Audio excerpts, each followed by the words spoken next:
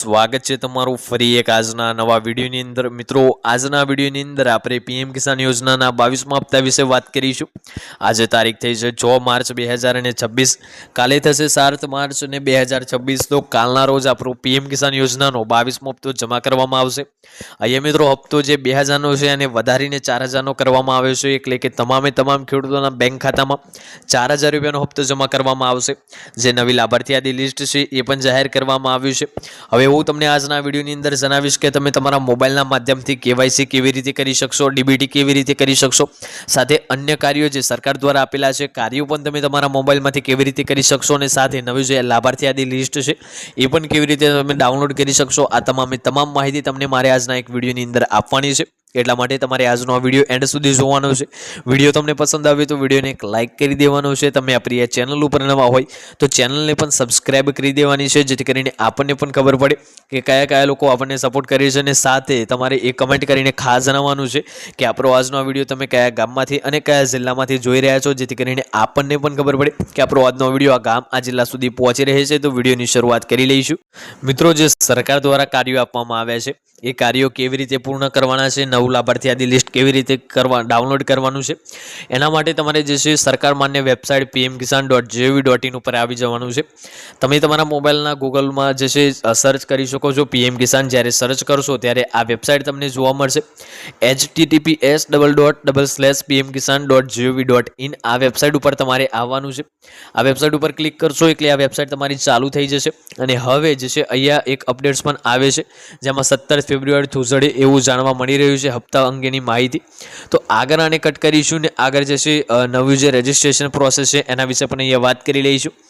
અહીંયા જે છે લાલ અક્ષરમાં એક નોટિસ પણ આપણને જોવા મળી રહી છે, જેમાં જાણવા મળી રહ્યું છે કે આપણો 21મો હપ્તો છે એ 19 નવેમ્બર 2025ના રોજ જમા કરવામાં આવ્યો હતો, એટલે હજુ સુધી અહીંયા 22મા હપ્તા અંગે કોઈ અપડેટ જાહેર કરવામાં નથી આવી।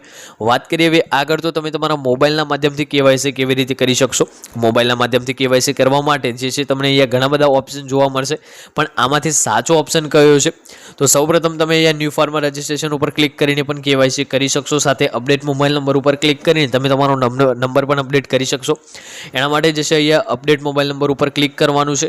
મોબાઈલ નંબર તમારો જૂનો હોય ને એને બદલવો હોય તો પણ તમે અહીંયાથી બદલી શકશો।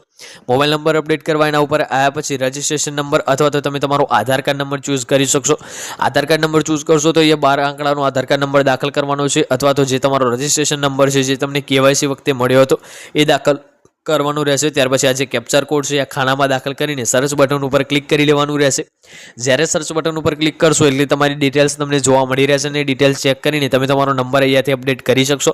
સ્ટેટસ ચેક કરવા માટે થોડું તમારે અહીંયા નીચે આવવાનું છે, અહીંયા નાવ યર સ્ટેટસના ઓપ્શન ઉપર ક્લિક કરી લેવાનું રહેશે।